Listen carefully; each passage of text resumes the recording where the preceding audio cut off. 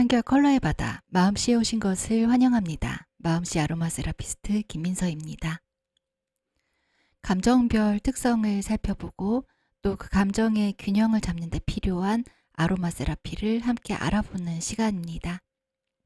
이번 시간에는 감정들 중에서 쇼크라는 감정에 대해서 함께 살펴보도록 하겠습니다. 네. 여러분은 쇼크를 받아본 적이 있으신가요? 살면서 '아 정말 충격이야. 나 완전히 패닉에 빠졌어. 쇼크 받았어.' 이런 감정 상태를 경험하신 분들도 계실 거고요. 어 그렇게까지 격한 감정은 경험해 본 적이 없어요 아직은. '아 그런 감정을 경험해 볼 일이 있을까요?' 이런 분들도 계실 거예요. 쇼크라는 건 심리적인 충격 상태, 지금 우리는 감정에 대해서 이야기를 하는 것이기 때문에요. 신체적인 샥에 대해서, 신체적인 쇼크에 대해서 이야기를 하는 건 아니고요. 이번 시간에는 심리적인 측면에서의 쇼크에 대해서 한정적으로 이야기해 보도록 하겠습니다. 이거를 좀 풀어서 설명을 한다면 쇼크라는 게 이런 심리적 충격이라는 게 트라우마를 겪은 후에 그 후유증에서 벗어나지 못하는 감정 상태를 쇼크라고 심리적 충격이라고 표현을 하죠.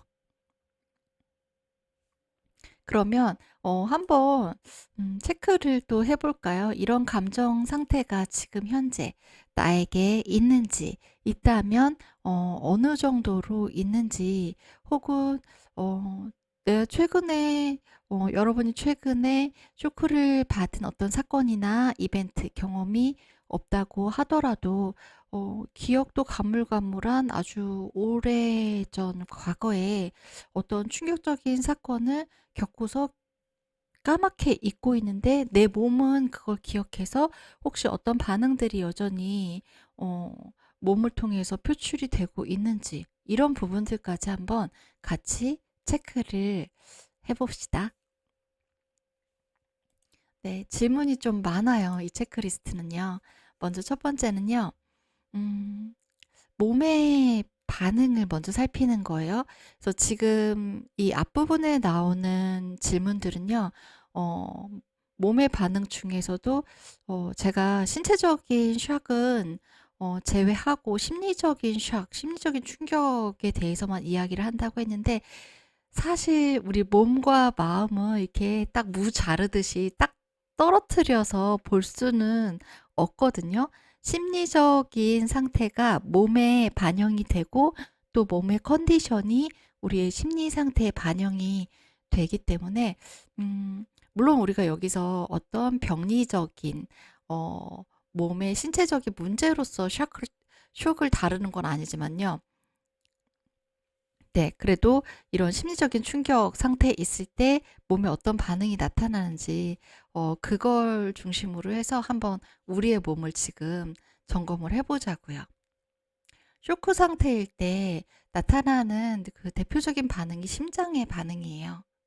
혹시 최근에 이런 느낌이 자주 드셨나요? 아니면 이런 느낌을 받은 적이, 경험한 적이 있으신가요? 심장이 막 이렇게 팽창하는 느낌이 들면서요. 이 심장이 팽창한다는 느낌은 심장이 묵직한 그런 느낌으로 나타날 수도 있고, 아니면 너무나 쿵쾅쿵쾅 세게 뛰어서 심장이 밖으로 막 튀어나올 것 같은 그런 상태일 수도 있어요. 그래서 이렇게 팽창하면서 몸이 차거나 무거워지는 느낌을 혹시 경험하신 적이 있나요? 네. 이 부분은 신체적으로 몸이 쇼크 상태에 빠질 때도 나타나게 되는 증상이기도 하거든요.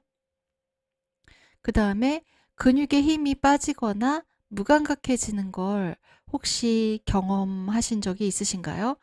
최근을 기준으로, 최근이라고 하면은 최근 한 1-2주 이내에, 길어봤자 한 달 이내에 '내가 이런 증상을 경험한 적이 있나? 이런 몸의 반응을 경험한 적이 있나?' 한번 떠올려 보시면 좋을 것 같아요. 네. 지금 이렇게 심장이 팽창하면서 몸이 차거나 무거워진 느낌이 들면서 근육에 힘이 빠지고 무감각해지고 이런 상태가 좀 심하게 되면 여기서 이제 의식을 잃고 쓰러지는 실신이라고 하죠. 네, 실신을 하게 되는 상태까지 이어질 수도 있게 되거든요. 이건 잠깐 다른 얘기인데요. 이게 우리 몸에 자율신경계의 작동 기전하고 연결이 되어 있어요. 우리가 어떤 충격을 받고 심각한 이렇게 쇼크 상태에 빠진다는 게요. 우리 몸의 입장에서는 엄청난 스트레스, 내가 정말 감당할 수 있는 건가 싶을 정도로 엄청난 스트레스 자극을 받았을 때요. 그때 일어나는 몸의 반응이거든요. 일단 스트레스 자극을 받으면 우리 몸에서는 교감신경이 활성화돼요. 그래서 각성 상태가 되면서 내가 바로 내 온몸에 있는 에너지를 다 끌어모아서 싸우거나 있는 이거 도망칠 수 있게끔 그렇게 준비태세를 할 수 있게 해주는 게 교감신경이거든요. 근데 이거는 내가 아무리 봐도 너무 엄청난 일이어가지고 이건 진짜 재앙이야. 그래서 내가 싸울 수도 없고 싸워봤자 승산도 없고 이건 도망칠 수도 없어. 정말 내가 할 수 있는 게 없어. 이런 상태까지 되어 버리면요. 완전히 극한에 내몰리게 되면은 우리 몸에서는 싸우거나 도망가는 걸 포기를 하고 대신에 차라리 죽은 척을 하자.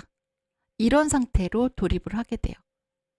죽은 척을 하게 될 때 활성화되는 거는 교감신경이 아닌 미주신경 영역이거든요. 사실 죽은 척하기를 생존의 전략으로 쓰는 대표적인 생명체가 파충류라고 해요. 파충류를 먹이로 삼는 포식자들이요. 죽은 파충류에는 별로 관심이 없대요. 그래서 뭔가 자신이 대적할 수 없는 그 포식자가 나타났을 때 이거는 도망칠 수도 없고 대적할 수 없으니까 싸울 수도 없잖아요. 그러면은 죽은 척을 하면은 이거 죽은 거는 맛이 없어 하면서 포식자가 그냥 지나쳐 버리는 거예요. 그럼 그것도 생존을 할 수 있는 좋은 수단이잖아요. 좋은 방법이잖아요. 그래서 이 파충류들이 그런 상황에서 아주 극심한 그 위협을 느끼는 상황, 아주 극심한 스트레스, 극도의 스트레스 상황에서는 죽은 척하기라는 반응을 보이게 된다고 하거든요.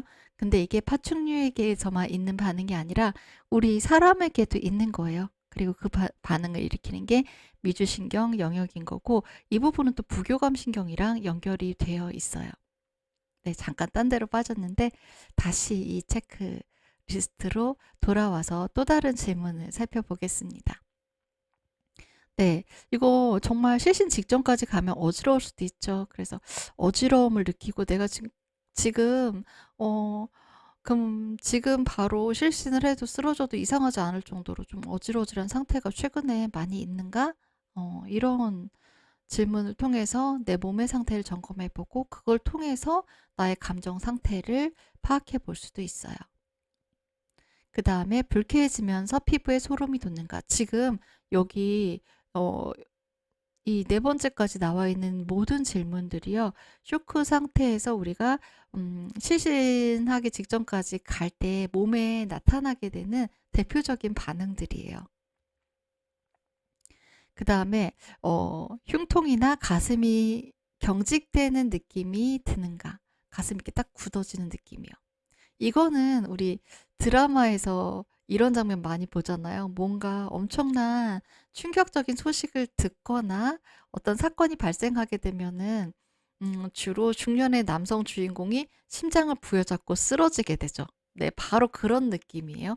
그런 느낌을 최근에 경험하신 적이 있으신가요? 물론 여기서 이 흉통이나 가슴이 경직되는 느낌이 들 때는요. 이게 정말 어떤 나의 심리적인 상태로 인해서 몸에 그런 증상이 나타나는 것인지 아니면 정말로 협심증이나 심근경색증 같은 심장의 문제인지 그것을 구분하는 건 정말 중요합니다. 그래서 흉통이 있을 때는 병원에 가서 진료를 보는 것도 필요한 부분이에요. 그 다음에 속이 더부룩한 느낌이 드는가? 네. 여러분 혹시 실신해 본 경험이 있으신가요? 아, 저는, 미주신경성 실신을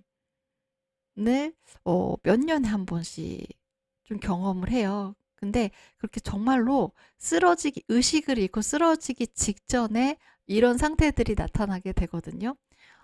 몸이 아주 차가워지면서 근육에 힘이 빠지고 무감각해지고 그러면서 어지러움을 느낄 새도 없이 픽 쓰러지는데 실신하기 직전에 또 동반되는 증상 중에 하나가 속이 더부룩해진 정말 토할 것 같은 그런 느낌이 들거든요.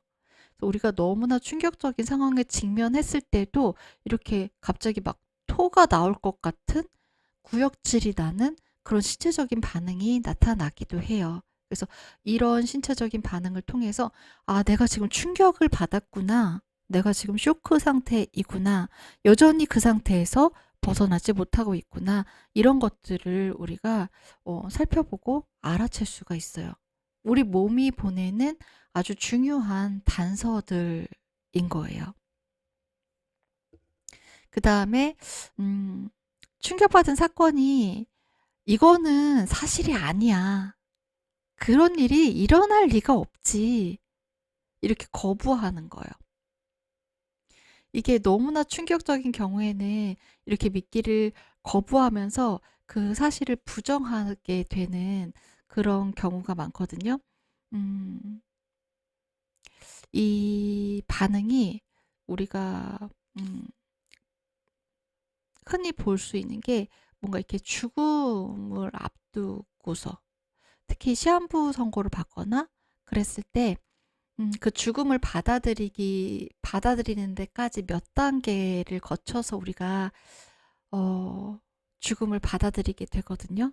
내가 시한부라는 걸 받아들이게 돼요. 근데 제일 처음에 첫 번째 단계에서 나타나는 심리 상태가 부정이에요.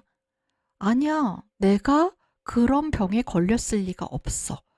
내가 시한부일 리가 없어. 근데 사실 이게 그런 시한부 선고를 받았을 때만 해당되는 그런 심리 상태는 아니고 심리적 반응은 아니고 그 정도로 충격적인 어떤 상황에 직면을 했을 때 이런 이게 사실일 리가 없어. 나한테 이런 일이 일어날 리가 없잖아. 이런 강한 부정을 하게 되는 게 첫 번째 단계에서 우리가 경험할 수 있는 심리 상태인 거예요. 그래서 혹시 뭔가 내가 아니야, 이건 사실이 아니야. 라고 하면서 강하게 거부하는 그런 상황이나 사건, 이벤트가 있는지, 그것도 한번 점검을 해보시면 좋을 것 같아요. 근데 또 이 부분에서는, 우리가 한 가지, 더 고려를 해야 되는 게 있어요. 너무나 충격이 커서 감당할 수 없는 그런 상황이나 사건이나 그런 경험일 때는요, 이 억압이라는 기제를 쓰게 되기도 하거든요. 아예 그때의 상황 자체가 기억에서 사라져 버리는 거예요. 혹시 이런 경험이 있으신가요? 저는 이 억압이라는 기제가 좀 많이 작동을 하는 사람 중에 하나예요. 그래서 뭔가 되게 충격받는 사건이 생기면은 어 그 사건이 지나간 다음에 그러니까 불과 몇 시간 후인데도 기억이 잘 안 나고 이제 하루 이틀이 지나면 아예 나한테 그런 일이 있었어? 라고 하면서 완전히 까맣게 잊어버리게 되는 그런 경우가 종종 있거든요. 네. 이거는 그 사실이 아니라고. 이건 사실이 아니야. 이러면서 믿기를 거부하는 강한 부정이죠. 강한 부정이 너무나 강하다 보니 이게 심리적인 억압의 상태까지 되는 거예요. 근데 사실 이렇게 심리적으로 억압을 해서 그 기억이 사라진다고 정말로 그 흔적이 완전히 다 사라지는 건 아니거든요. 이렇게 억압이 된 기억은 다 우리 무의식에 저장이 돼요. 그리고 내가 머리로는 떠오르지가 않아요. 무의식에 다 콕콕 처박아 놨기 때문에 내가 아무리 기억을 떠올리려고 해도 기억이 나지 않아요. 하지만 우리 몸은 달라요. 몸은 그 당시의 상황, 그 당시의 신체적인 반응, 그 당시에 지금 앞에 나왔던 이런 신체적인 반응들 있죠. 예, 이런 반응들이 그대로 고스란히 남아 있어요. 그러니까 몸은 그때 당시에 그 경험을 아주 생생하게 기억을 하고 있는 거예요. 그래서 이런 억압의 기제가 발동을 했을 때는 내가 요새 별일 없었는데 왜 이렇게 몸이 힘들지? 몸에 왜 이런 이상한 증상들이 나타나지? 어, 네. 이런 상태가 될 수도 있습니다. 그 다음에 다른 일에 신경을 쓸 수 없는 상태일 수 있어요. 그 쇼크가 너무 압도적이어가지고요. 완전히 멘붕, 말 그대로 멘붕이 되어 버리는 거죠. 멘탈이 붕괴돼서 다른 거는 전혀 머리에 들어오지가 않는 그런 상태일 수 있거든요. 네. 이런 부분도 체크해 볼 수가 있고요. 그 다음에 충격받은 사건이 자꾸 생생하게 떠오를 수도 있습니다. 이거 정말 힘든 일이죠. 음, 너무 힘들어서 기억하고 싶지 않은데 너무나 생생하게 자꾸만 떠올라요. 꿈에서도 나타나고 내가 뭔가 다른 데 정신을 팔고 있다가도 불현듯 그 상황이 생생하게 떠오르면서 그때의 감정, 그때의 신체적 반응들이 고스란히 나타나요. 그래서 이게 심하게 반복이 되어서 일상생활에 지장을 초래할 정도가 되면은 우리가 PTSD, 외상후 스트레스 증후군이라고 진단을 하고 치료가 필요한 상태라고 이제 여기기도 하죠. 그 다음에 왜 그런 일이 생겼는지 합당한 이유가 있기를 바라는 그런 상태가 되기도 해요. 왜 그런 거 있잖아요. 우리가 정말 말도 안 되는 상황에 직면했을 때, 정말 너무나 고통스럽거나 힘든 상황에 직면했을 때, 왜 나한테만 이런 일이 일어나는 거야? 내가 도대체 뭘 잘못했길래? 어, 이런 수많은 질문들이 떠오르죠.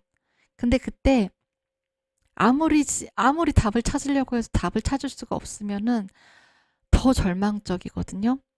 그런데 만약에 내가 이런 이유 때문에 이런 충격적인 상황에 직면할 수밖에 없었구나. 납득할 만한 이유가 있다면, 그 이유를 찾을 수만 있다면, 음, 그때는 조금은 더 우리가 감당할 수가 있어요. 왜 우리는 자기 책임이라고 여겨지는 것에 대해서는 그 무게를 감당하려는 의지가 발동하잖아요. 근데 이건 도대체 이유를 알 수가 없어요.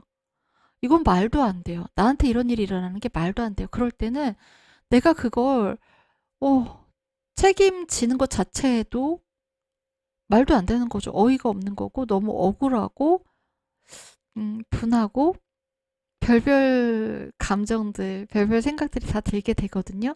그리고 그런 생각이나 감정들이 우리를 더 힘들게 짓누르게 돼요.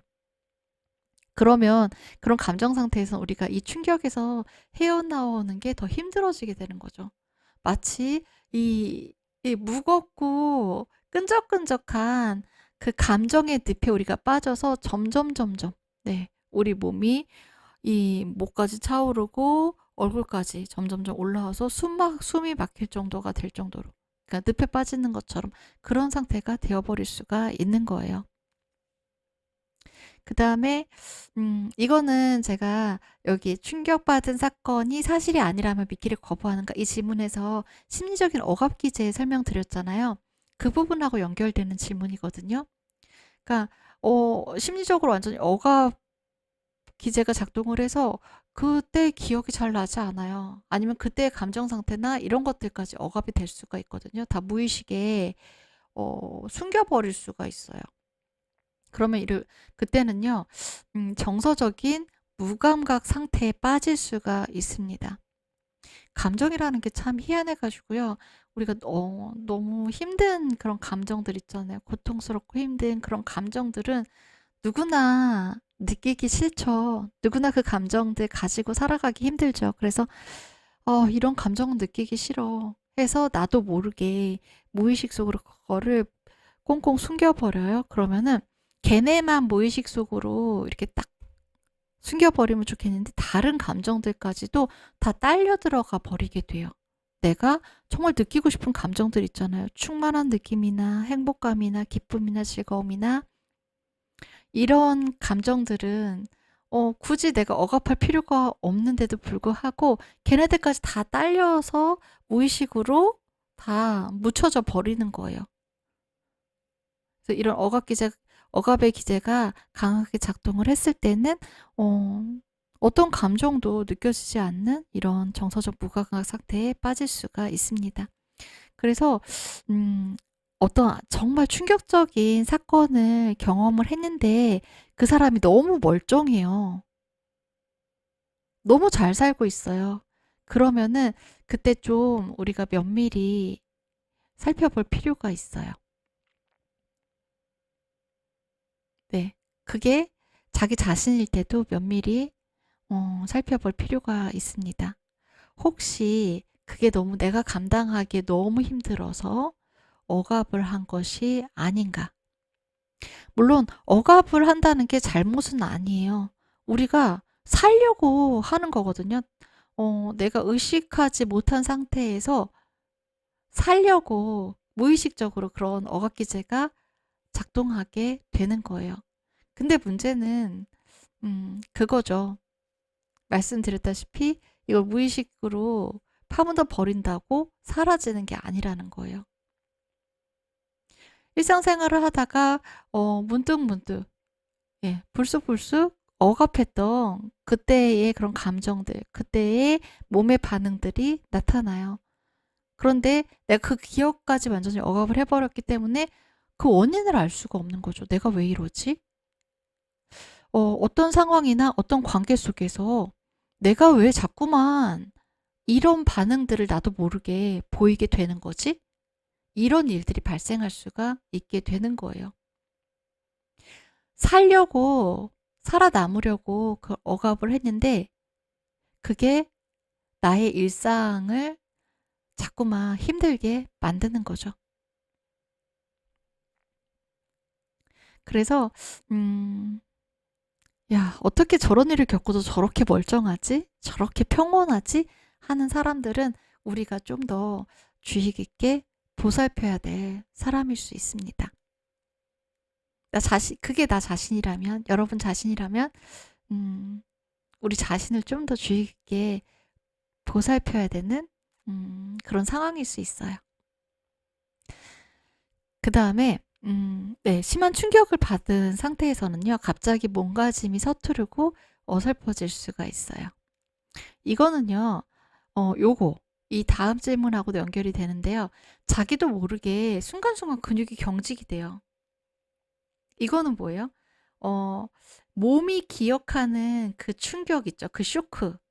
그게 나도 모르게 순간순간 이 몸에서 반응으로 나타나게 되는 거예요.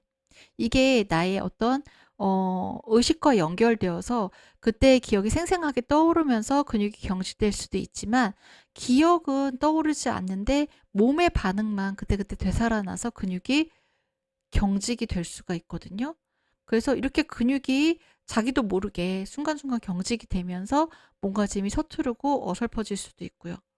얼굴 근육에 경련이 나타난다거나 뭐 이렇게 팔을 들거나 뭔가 어떤 동작을 하는 게 어설퍼질 수가 있습니다.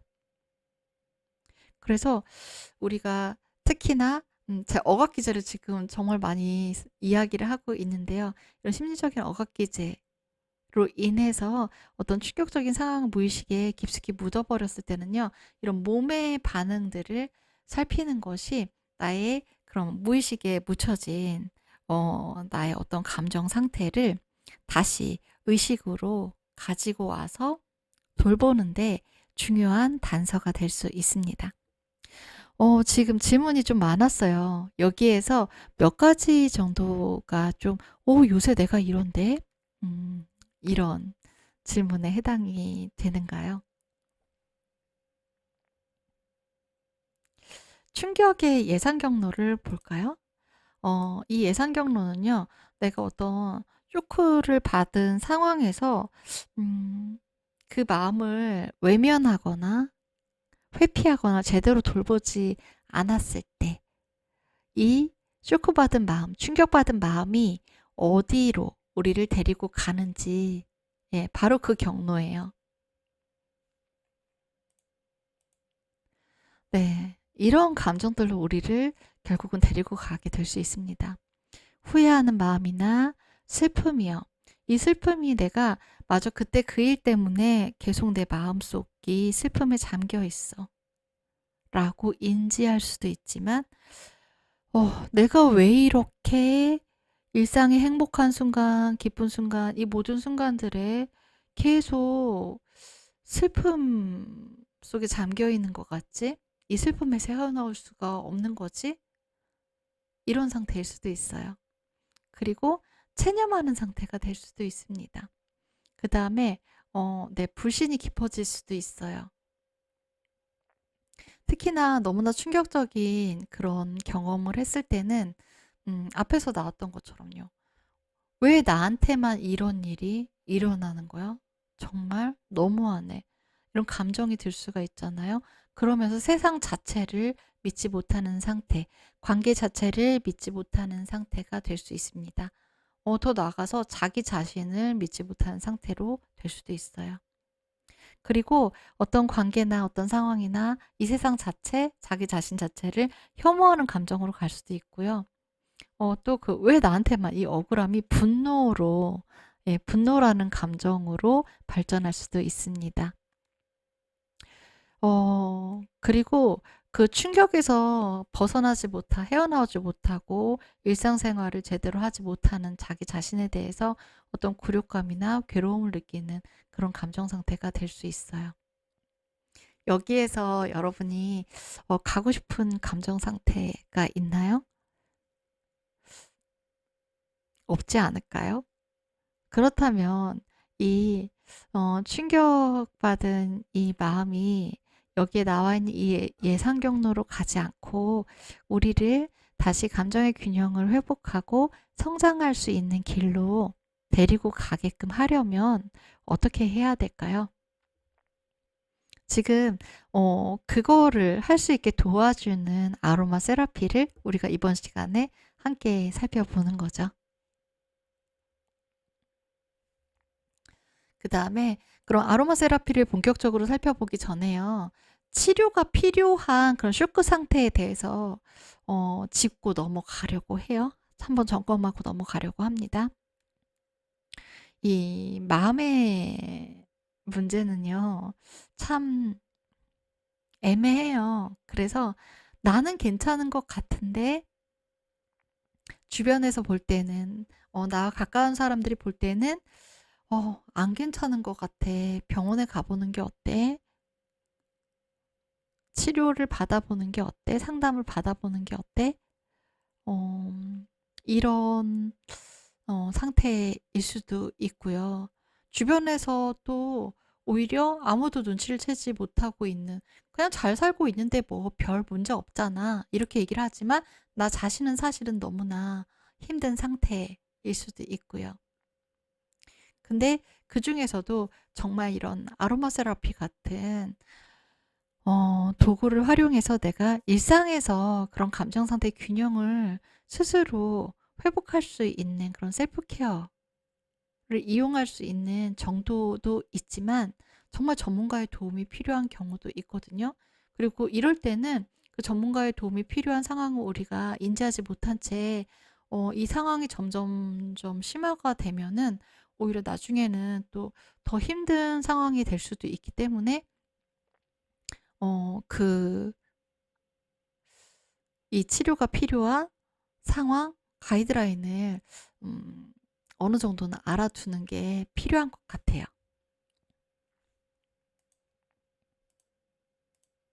네. 바로 외상 후 스트레스 장애. 이게 대표적이에요. 네, PTSD라고 말씀드렸죠. PTSD가요, 포스트 트라우마틱 스트레스 디스오더에서 이 앞글자를 딴 거예요. 제가 그 미국 정신분석 학회에서 정의한 내용을 가지고 왔어요. 또 심각한 신체적, 심리적 외상을 경험한 결과로 생기는 신경증의 한 형태예요. 스트레스와 관련된 불안장애의 일종입니다.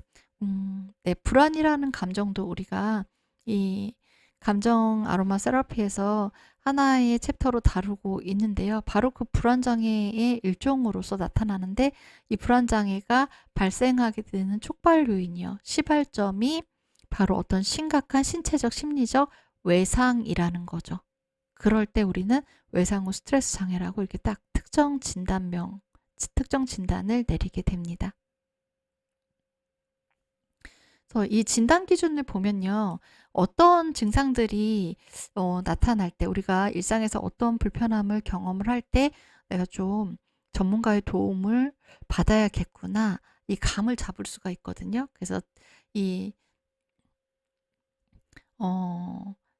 정신의학 편람에서 이 진단의 기준이 되는 거, DSM-5의 진단 기준을 같이 간략하게 살펴보려고 해요.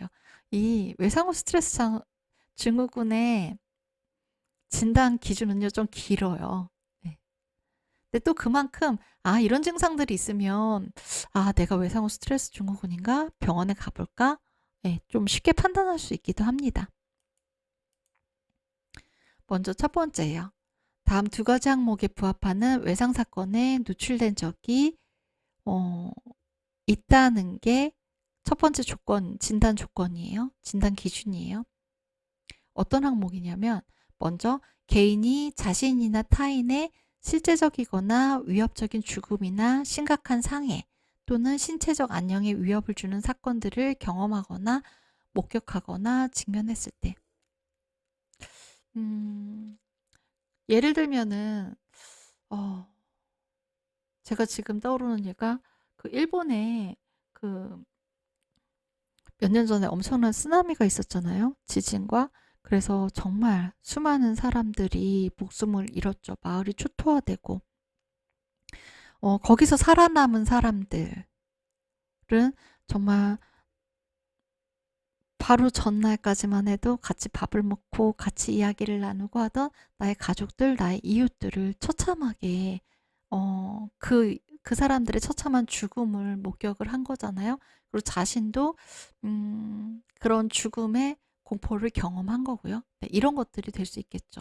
근데 또 사실 이 사람마다 충격을 받을 만한 상황은 천차만별이에요. 그래서 이거를 어떤 객관적으로 그 정도 가지고 뭐 충격을 받아? 이렇게 이야기할 수는 없는 거거든요. 어떤 사람에게는 아무렇지도 않은 일이 어떤 사람에게는 큰 충격일 수도 있습니다. 네, 그 부분은 우리가 기억해 둬야 돼요. 제가 20대 초반에, 그러니까 대학교 2학년 때 동생이랑 같이 자취를 한 적이 있어요. 그러니까 거기에 저희 말고도 그 집 자체가 이제 여학생들이 모여서 자취를 하는 그런 주택이었거든요. 근데 밤에 거기에 3인조 강도가 들었어요. 그래가지고 제가 자고 있는데 누군가 저를 깨우는데 눈을 떠보니까 칼을 목에 대고 있더라고요. 그래서 너무 놀라가지고 제가 막 소리를 지르기 시작했거든요. 제 동생이 옆에서 자고 있었어요. 저랑 동생이랑 같이 방을 썼거든요. 근데 제가 막 소리를 지르니까 이제 이 사람이 사실 물건을 훔치려고, 도둑질을 하려고 들어온 거지, 사람을 죽이려고 들어온 건 아니었으니까 칼을 옆에 두고 제 목을 조르기 시작한 거예요. 그래서 그 순간 어느 정도 시간이 지나니까 이러다가 내가 죽는구나 라는 느낌이 들면서 정말 극심한 공포감이 몰려왔었거든요. 저는 실제로 그 사건으로 어 PTSD 진단을 받고 치료를 받았어요. 근데 동생은 그 사건으로 물론 충격을 받고 힘들어하긴 했지만 잘 극복을 했거든요. 그래서 어떤 사람에게는 그게 정말 PTSD로 치료를 받아야 할 만큼 심각한 그런 충격일 수 있지만 어떤 사람한테는 자기 스스로 셀프 케어를 통해서 자기 자신을 돌보면서 다시 감정의 균형을 회복할 수 있는 그런 사건일 수 있는 거죠. 네. 사실 그때 제 동생이 좀 대범한 성격이기는 해요. 그래서 저도 참 되게 놀랐었는데 음 제 동생이 옆에서 그 강도들에게 제 목을 조르던 그 강도에게 정말 차분하게 이야기를 하더라고요. "언니 조용히 시킬 테니까 그 손 그만 놓으세요. 그리고 언니도 이제 소리 지르지 마." 예, 이렇게 저도 진정시키고 그 강도도 진정을 시키더라고요. 네, 아무튼 그랬던 사건이 있습니다. 그 다음에 또 어떤 항목에 부합을 해야 되냐면 개인의 반응에 극심한 공포, 무력감, 두려움이 동반이 되어야 한다는 조건이 있어요. 저는 그때 그러니까 죽음의 공포도 아주 컸지만 음, 이 무력감을 정말 크게 느꼈던 것 같아요. 무력감이라는 게 그때 제가 느꼈던 무력감은 어떤 인간으로서의 존엄성이 무참히 짓밟히는 것 같은 그런 느낌에서 오는 무력감이었어요. 그리고 그 무력감이 어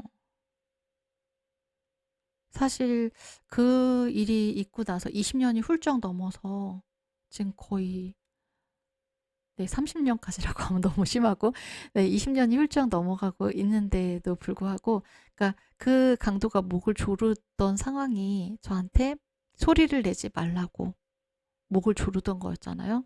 그래서 뭔가 내 목소리를 내고 내 의견을 그러니까 내가 표현하고자 하는 거를 말로 표현하고자 할 때 목이 탁 막히거나 목소리가 안 나오거나 그런 경험들을 정말 많이 경험을 했거든요.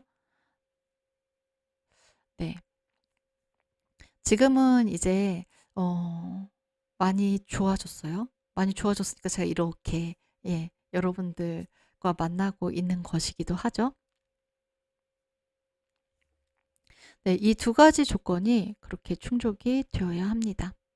그리고 이 외상후 스트레스 증후군 같은 경우는요, 어린 아이들도 겪을 수가 있잖아요. 어린 아이들한테도 나타날 수가 있죠. 근데 아이들 같은 경우는 어른들처럼 그 상황에 대해서 뭔가 이렇게 의식적으로 표현을 하는 게 서툴잖아요. 그래서 아동들은 이게 와해되거나 어떤 이렇게 안절부절부터 초조해야 하는 그런 행동으로 나타날 수가 있어요.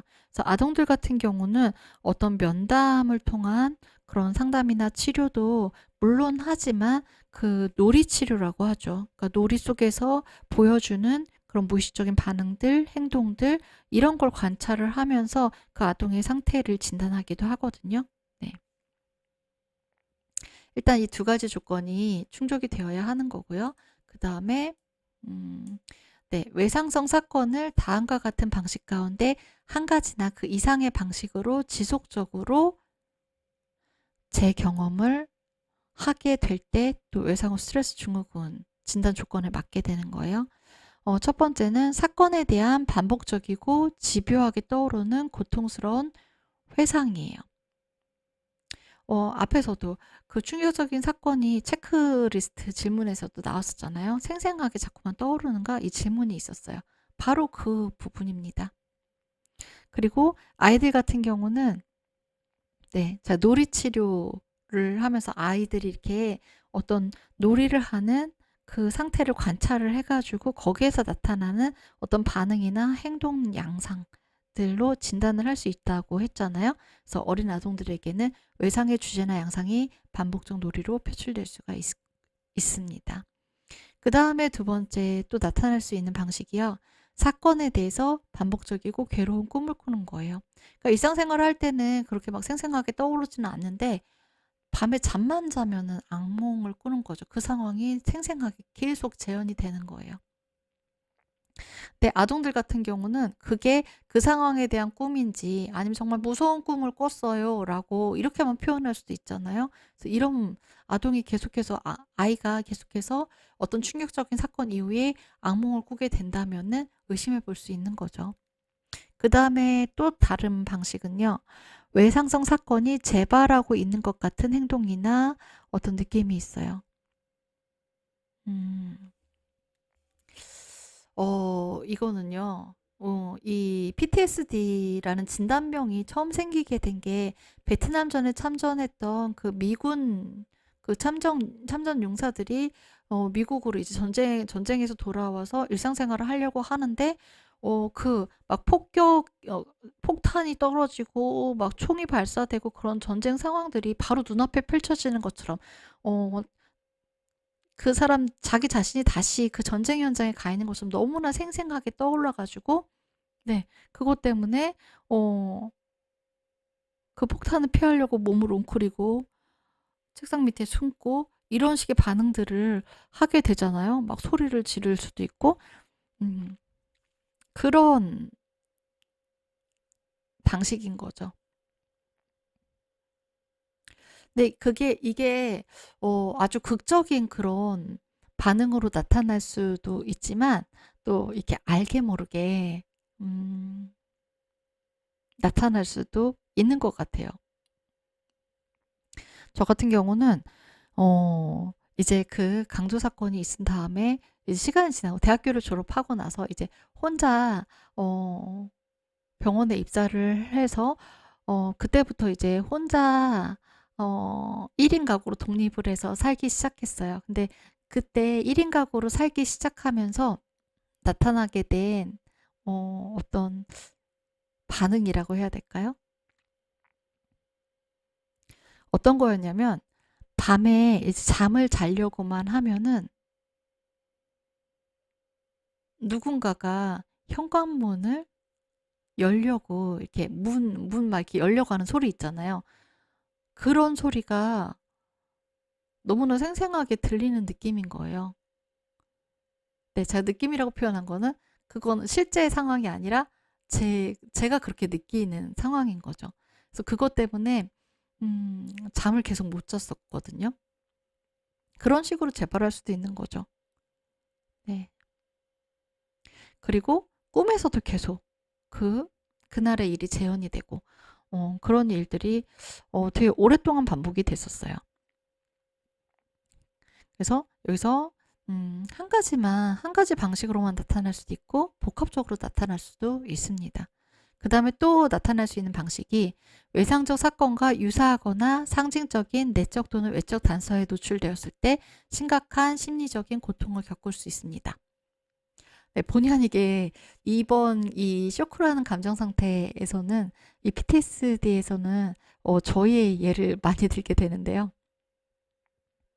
네, 그 일을 경험하고 나서 제가 이거는 지금도 아직은 좀 힘든 부분이기는 한데, 딱 그 20대 초반의 건장한 체격의 남성인데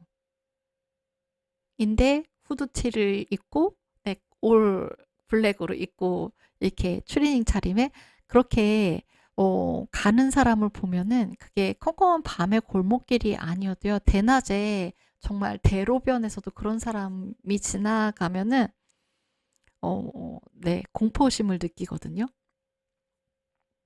저 사람이 나를 칼로 찌르면 어떡하지? 네, 나를 죽이면 어떡하지?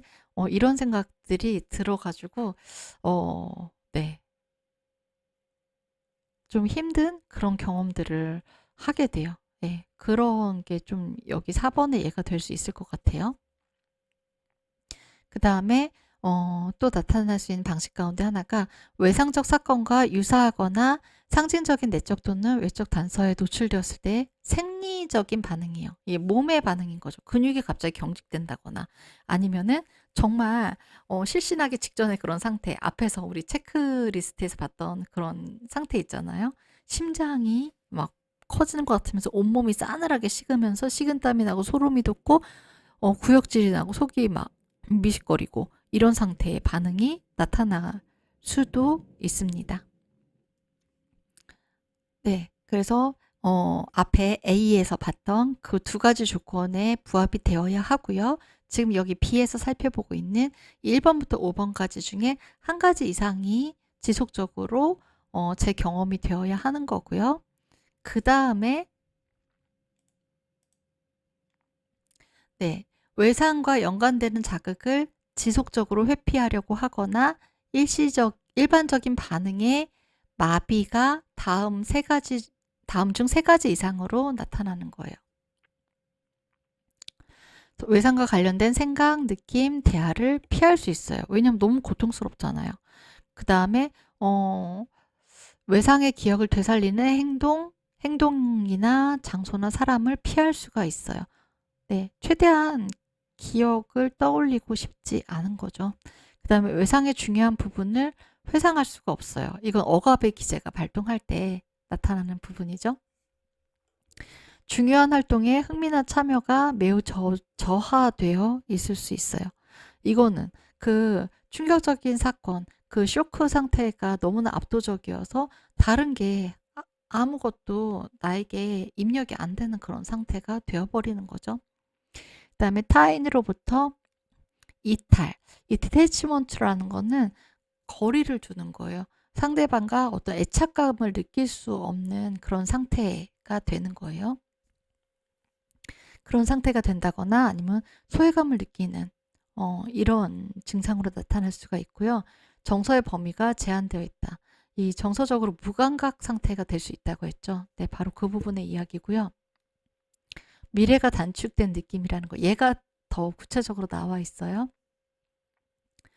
나는 남들처럼 살지 못할 거야. 라는 그런 생각이에요.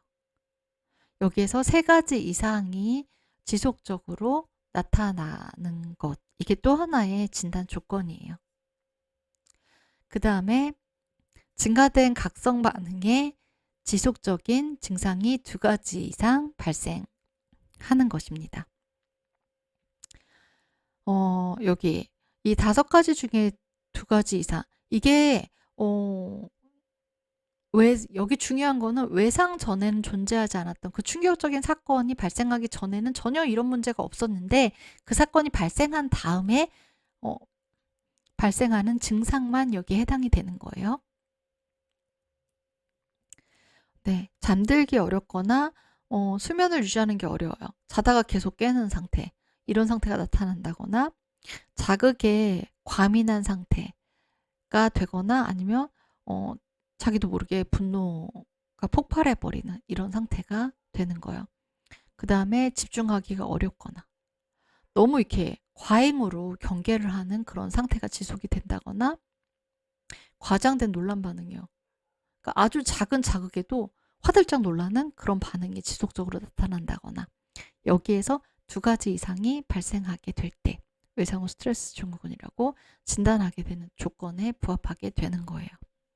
근데 사실 이 1번부터 5번까지는요. 우리가 어떤 충격적인 사건을 경험하지 않더라도 다른 감정의 불균형으로도 충분히 발생할 수 있는 그런 상태이기 때문에 이 조건, 외상 전에는 존재하지 않았던 증상 중에 증상이었는데 외상 사건이 있은 다음에 발생한 거다. 이 조건이 중요한 거예요. 그 다음에 장애의 기간이 1개월 이상이다. 우리 앞에서 봤던 BCD에서 살펴봤던 그런 증상들 있죠. 그게 짧게 정말 어떤 심한 충격을 받은 다음에 한 1, 2주 정도는 지속될 수 있어요. 그건 자연스러운 현상이에요. 근데 그게 한 달 이상 계속 장기적으로 지속되면서 F의 장애가 생활이나 직업 또는 다른 중요한 기능 영역에서 임상적으로 심각한 고통이나 손상을 초래할 때 PTSD, 외상후 스트레스 증후군이라고 진단을 하는 것입니다. 이 정신질환에 대한 진단 기준에서 공통적으로 들어가는 중요한 기준이 바로 이거예요. 일상생활의 중요한 기능 영역에서 심각한 고통이나 손상을 초래하는 것, 일상생활을 제대로 영위할 수 없을 정도의 증상인가. 이게 모든 진단 기준에 공통적으로 들어가게 됩니다. 그래서 이게 또 세분화가 돼요. 증상이 3개월 미만일 때는 급성 외상후 스트레스 증후군, 그리고 3개월 이상일 때는 만성 외상후 스트레스 증후군. 그 다음에 이런 경우도 있어요. 그 사건이 일어난 직후에는요, 멀쩡해요. 괜찮아. 나 이제 다 괜찮아졌어. 그러면서 정말로 일상생활도 잘하고 아주 멀쩡해요. 이 앞에서 살펴봤던 BCD에서 살펴봤던 어떤 증상도 나타나지 않아요. 그런데 어느 날 문득 6개월이 지나서 시간이 훌쩍 넘어서 어느 순간에 불현듯 BCD에서 우리 같이 살펴봤던 그런 증상들이 나타나는 거죠. 그리고 그런 증상들로 인해서 일상생활에 지장을 초래하게 되는 상태까지 이르게 되는 경우도 있어요. 이럴 때는 지연된 발병이라고 합니다. 저 같은 경우는 여기에 해당이 됐어요. 지연된 발병이요. 네. 저는, 동생이 저한테 되게 든든한 존재였나 봐요. 그래서 저 혼자 정말 1인 가구로, 독립을 해서 살아가기 시작한 그 시점이요. 그러니까 그게 대학교 2학년 때 일어난 일이었으니까, 그로부터 3년 후에 이게 증상이 본격적으로 시작이 됐거든요. 네. 그런 경우도 있습니다. 네. 그래서 지금 여기 살펴본 증상들이요. 우리가 심한 충격을 받았을 때, 쇼크 상태에 있을 때 자연스럽게 발생하는 그런 우리 몸과 마음, 그러니까 신체적인 심리적인 반응들이기도 해요. 그런데 이게 중요한 게 뭐라고요? 네. 1개월 이상 지속이 되면서 일상생활에 지장을 초래할 때, 일상생활을 제대로 영위할 수 없게 만들 때, 네, 그럴 때 PTSD로 진단을 한다는 것입니다.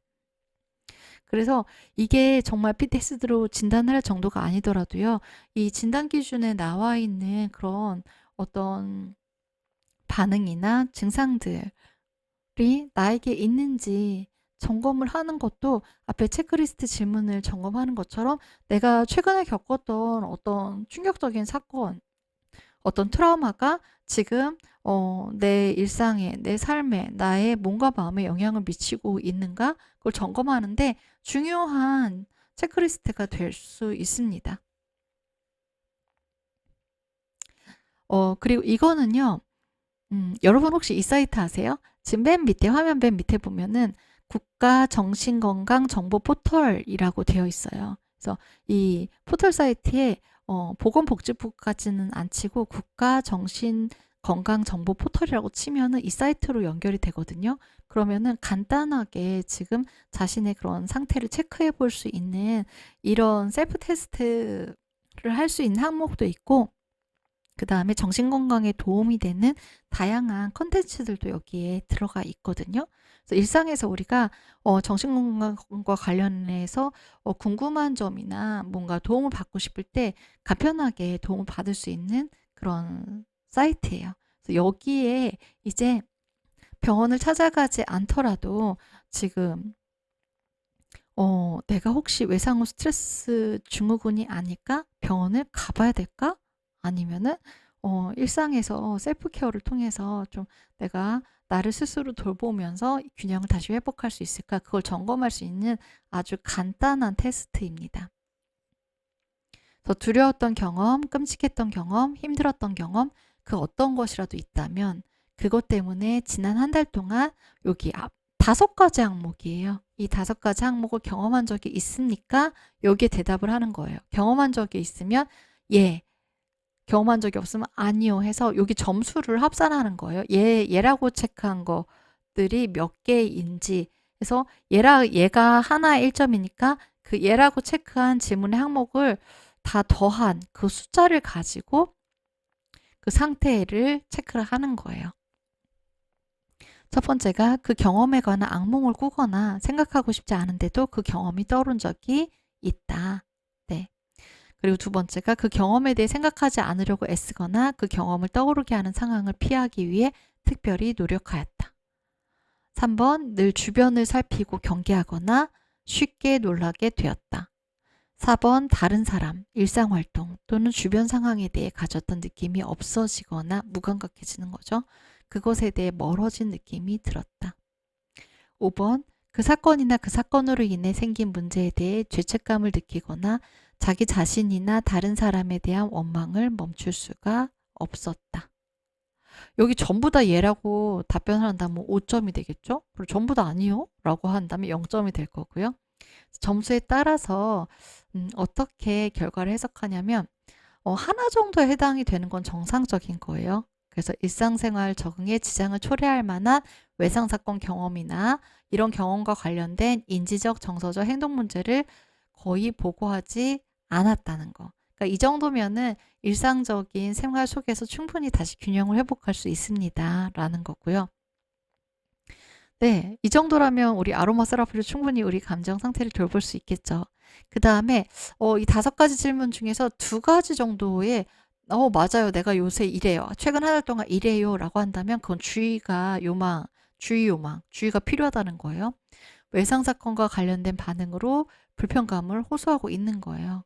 평소보다 일상생활에 적응하는데 어려움을 느낀다면 이거 되게 진단 기준에서 이거 되게 중요하다 그랬죠. 저런 증상들이 있어도 내가 그걸 스스로 조절할 수가 있어요. 컨트롤할 수가 있어요. 그게 나의 일상생활에 내 일이나 나의 가정생활이나 나의 관계나 이런 데 지장을 초래할 정도는 아니에요. 그렇다면은 내가 이런 부분에 증상들이 나타나고 있구나. 주의할 필요는 있지만 그걸로 바로 병원에 갈 필요는 없다는 거예요. 하지만 이게 일상생활에 지장을 주고 있어요. 내가 일을 하는데 그런 증상들 때문에 일을 잘 못하고 있어요. 업무에 지장이 초래되고 있어요. 그리고 관계에서 뭔가 트러블이 발생하고 있어요. 일상생활을 하는데 또 어려움을 경험하고 있어요. 그렇다면은 전문가의 도움을 받는 게 필요한 상태가 한 2점, 5개 중에 2개의 질문이 해당되는 그런 상태일 때예요.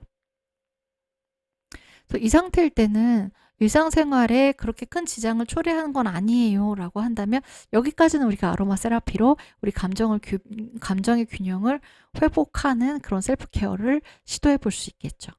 그 다음에 이거는 진짜 병원에 가야 되는 거예요. 네, 전문가의 도움을 받아야 하는 거. 5개 질문 중에서 3개 이상이 해당되는 사항일 때요. 외상사건과 관련된 반응으로 심한 불편감을 호소하고 있습니다. 평소보다 일상생활에 적응하는데 어려움을 느낄 수 있습니다. 추가적인 평가나 정신건강 전문가의 도움을 받아보시기를 권해드립니다. 네, 질문이 5개니까 훨씬 더 쉽게 체크해 볼 수가 있겠죠.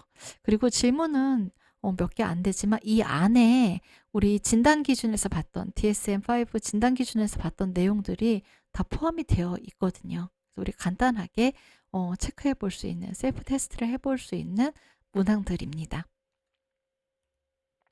네, 그럼 이제 본격적으로 아로마 세라피로 들어가 보도록 하겠습니다. 심한 충격을 받았을 때 그 충격에서 헤어나지 못할 때 어떤 에센셜 오일이 도움이 될까요?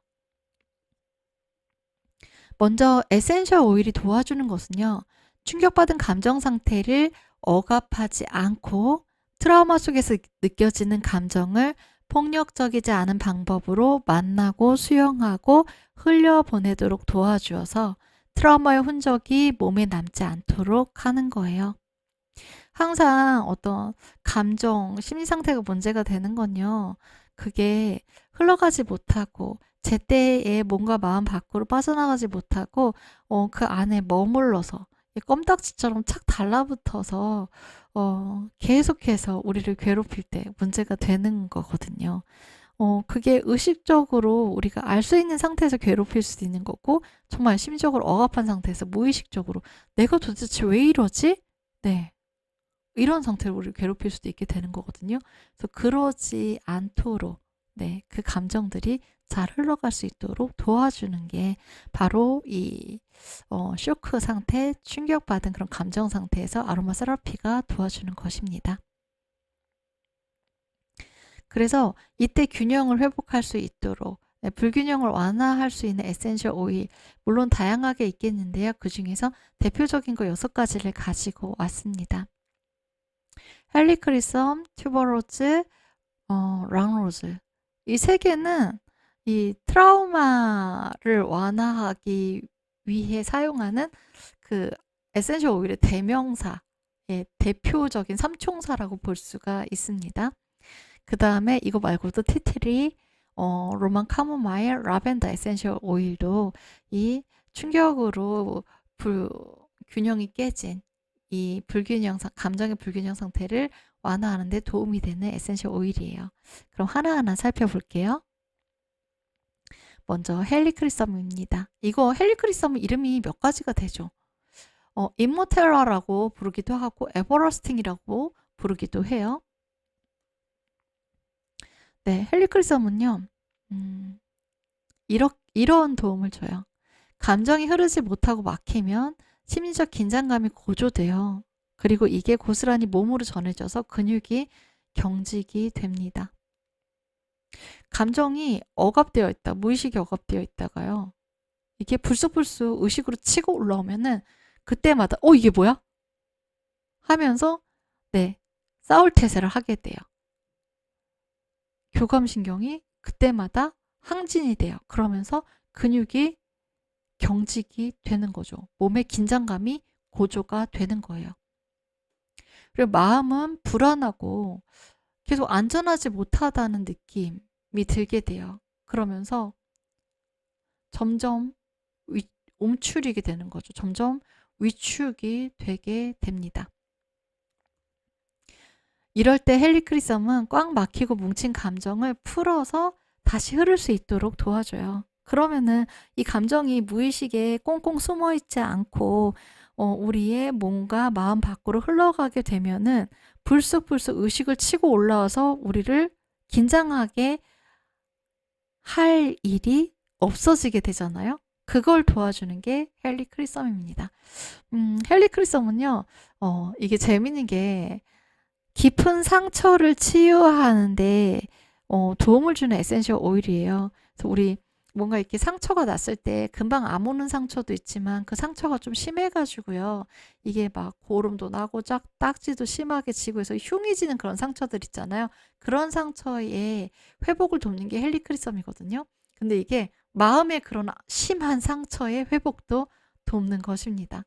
참 뭔가 마음은 미묘하게 엮여 있는 것 같아요. 그 다음에 튜베로즈입니다. 네, 튜베로즈는 실제로 이 꽃향기가 너무나 환상적이에요. 네, 이게 제가 작년에 저희 엄마하고 저하고 튜베로즈 부근을 사가지고 엄마는 이제 엄마의 정원에다가 심고 저는 저희 정원에 심었는데 저는 싹을 틔우는데 실패하고 엄마는 너무나 잘 이거를 키우신 거예요. 그래서 엄마의 정원에 가서 이 향기를 맡아봤는데 진짜 황홀하더라고요. 튜베로즈는 에센셜 오일의 향도 정말 정말 좋거든요. 근데 실제 이 꽃향기는 그 에센셜 오일의 향기하고는 비교할 수 없을 정도로 너무 너무 좋습니다. 네. 근데 이 튜베로즈의 풍부한 그 플로럴 향기가요. 우리를 깊은 고요로 이끌어서 상처받고 놀란 마음을 진정시켜줘요. 정말로 그 뭐라고 해야 될까요? 너무나 놀랐을 때 이 어렸을 때 우리 막 뭔가 되게 깜짝 놀라웠을 때 엄마 품에 안겨가지고 엄마가 이렇게 토닥토닥 해주면은 깊은 안도감을 느끼잖아요. 네, 바로 그걸 느낄 수 있게 해주는 게 튜베로즈거든요. 모든 것을 다 잃은 것처럼 느껴질 때, 더 이상 회복될 수 있을 것이라는 희망을 가질 수 없을 때, 튜베로즈 향기는 우리를 위로하고 다시 균형과 조화를 되찾도록 도와줍니다.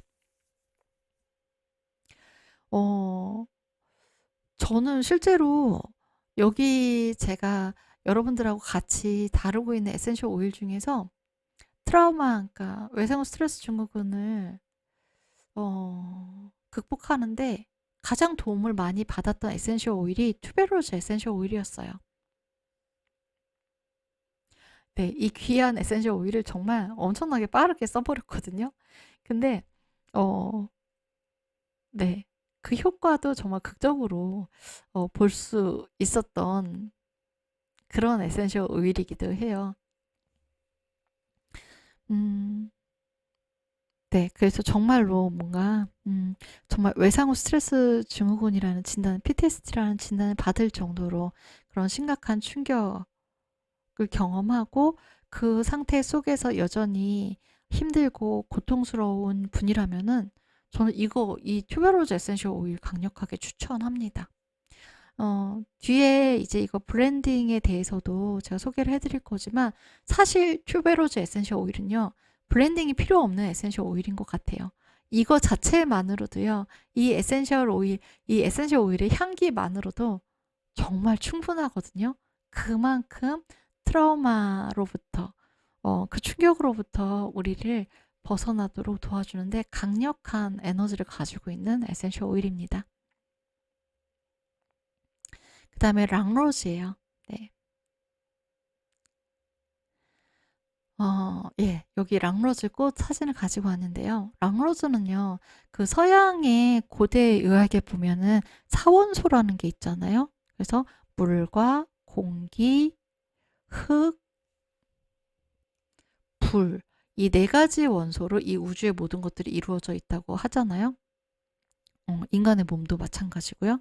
근데 이 랑로즈는 사원소 중에서 흙의 원소와 강하게 연결되어 있다고 해요. 흙의 원소와 연결이 되어 있다는 건요. 흙은 어디에 있죠?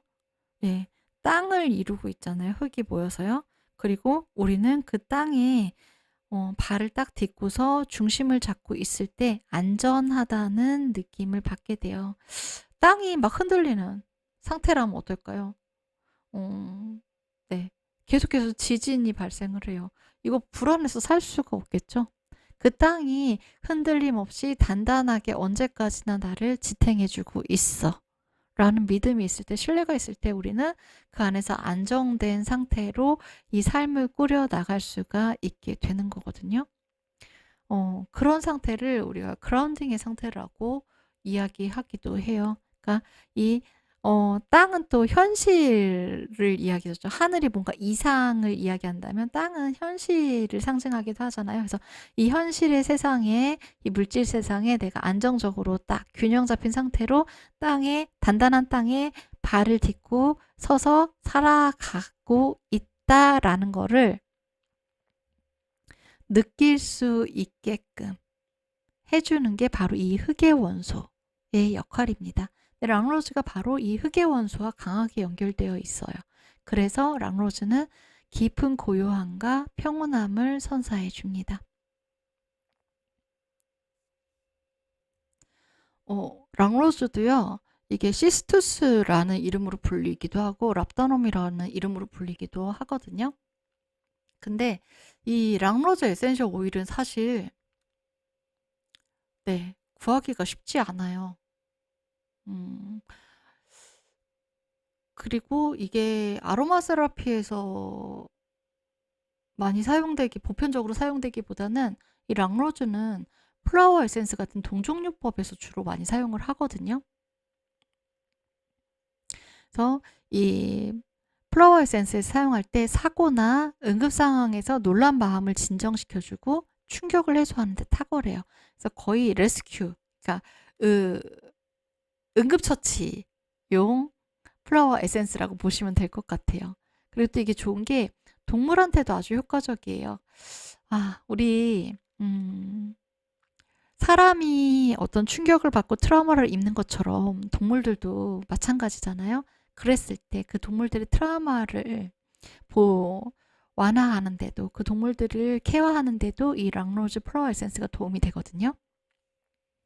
그리고 플라워 에센스 같은 경우는 그나마 이 랑로즈 플라워 에센스는 쉽게 우리가 구입을 할 수가 있어요. 그리고 이거는 사용법도 어렵지 않아요.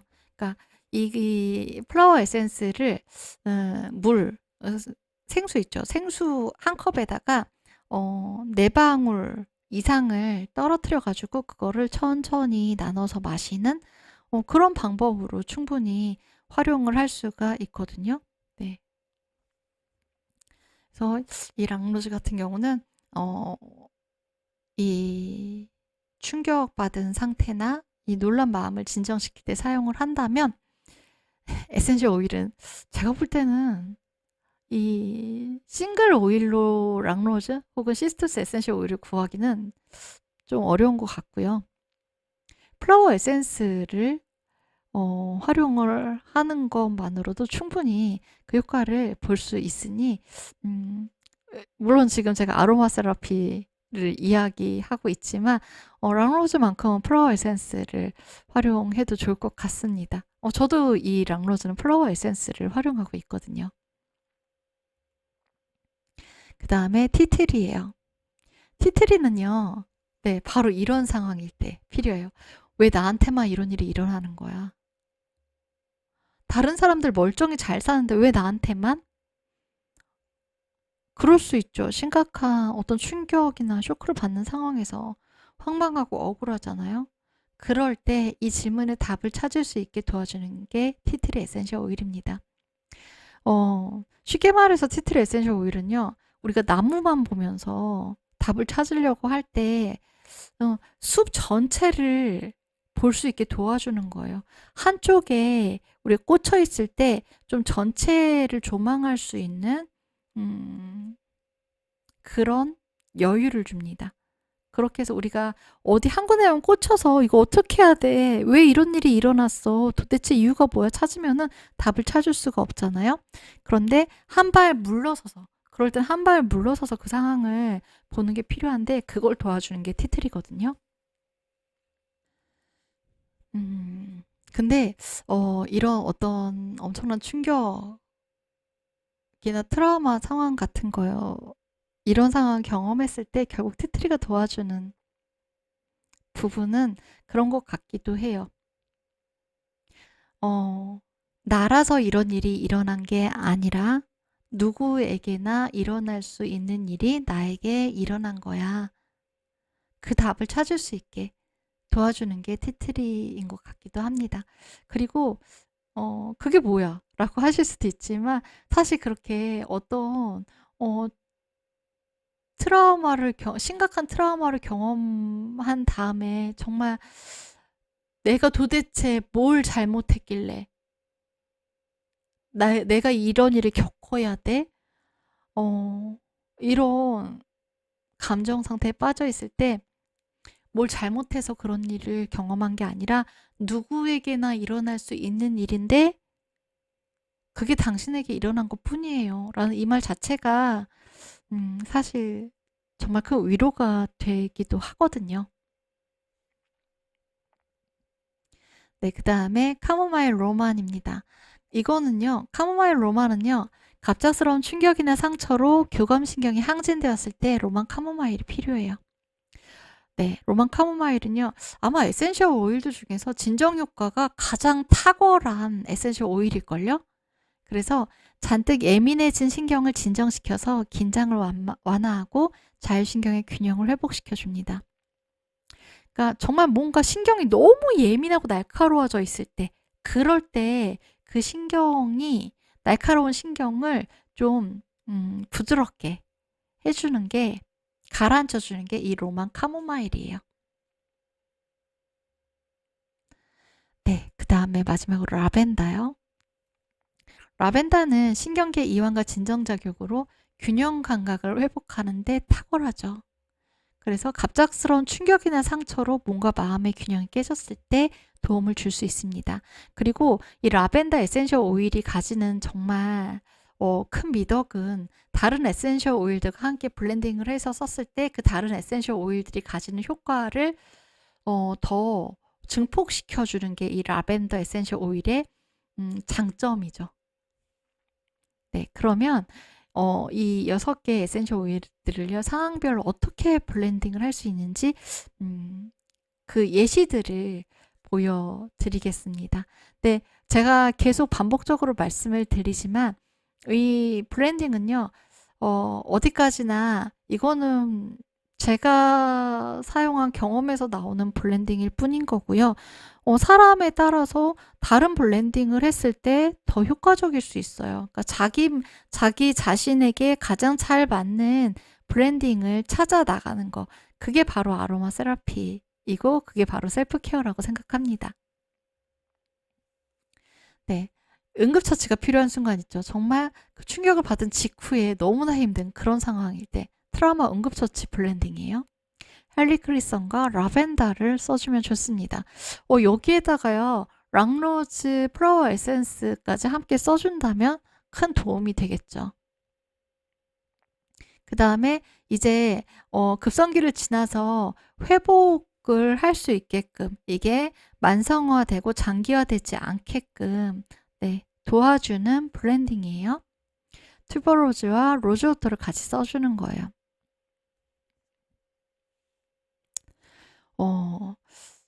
우리가 어떤 충격적인 상황에 노출이 되거나 어떤 트라우마에 노출이 되게 되면은요, 정말 극도의 무력감을 느낄 수 있거든요. 제가 앞에서 저의 사례를 말씀드렸던 것처럼. 그리고 그 당시에 어떤 공포나 불안이나 긴장이나 이런 것보다도 그런 정말 그때 느꼈던 극심한 무력감이 우리를 더 힘들게 할 수 있어요. 사실 그 극심한 무력감이라는 거는 내가 정말 이것밖에 안 되는 존재인가? 내가 이렇게 취약한 존재였나? 라는 그 느낌에서 오는 무력감이거든요. 네, 우리 다 그렇잖아요. 자기 자신의 그런 약한 모습, 못난 부분 인정하고 싶지 않잖아요. 회피하고 싶잖아요. 그래서 오히려 그런 정말 힘든 순간들, 트라우마의 상황들을 우리가 자기도 모르게 무의식 속에 꽁꽁 숨겨버리게 되는 그런 것일 수도 있거든요. 그럴 때 이 로즈워터가 괜찮아. 그렇게 약한 부분도 있고 그렇게 취약한 부분도 있는 게 당연한 거지. 그 모든 부분들이 다 합쳐져서 나라는 존재를 만드는 거잖아. 그러니 나는 나의 약한 부분도 나의 취약한 부분도 모두 다 수용하고 안아줄 수 있어. 그거 도와주는 게 로즈워터예요. 거기에다가 우리를 깊은 고요로 이끌어서 진정시켜주고 균형을 회복할 수 있도록 도와주는 튜베로즈를 같이 쓰면은 시너지 효과를 낼 수가 있는 것이죠. 그 다음에 네, 긴장한 몸과 마음을 이완하는 거예요. 이렇게 자기도 모르게 근육이 막 경직이 되고 몸의 어떤 자세나 행동이나 이런 것들이 부자연스러워지고 이런 것들로 인해서 일상생활에 지장을 초래하고 이럴 수 있다고 했잖아요. 그럴 때 필요한 거예요. 네, 우리가 불쑥불쑥 긴장하게 되는 게 어떤 트라우마 상황이랑 내가 충격받았던 상황이랑 비슷한 어떤 조건들에 부합을 했을 때 어느 하나라도 거기에 딱 매칭이 됐을 때 불쑥불쑥 긴장할 수가 있겠죠. 그래서 그런 감각적인 자극들로부터 너무 예민해졌을 때 그걸 좀 완화시켜 줄 수 있는 로만 카모마일 그럴 땐 도움이 돼요. 거기다가 또 진정작용을 해주는 신경계의 균형을 회복할 수 있는 라벤더를 같이 써준다면은 그 효과를 좀 더 우리가 시너지를 내서 활용할 수가 있겠죠. 네, 여기까지 해서 그 쇼크요. 충격받은 그 감정 상태에 대해서 함께 살펴보고요. 거기에 필요한 도움이 되는 아로마 세라피까지 함께 살펴보는 시간 가졌습니다. 지금까지 함께 해주셔서 감사합니다.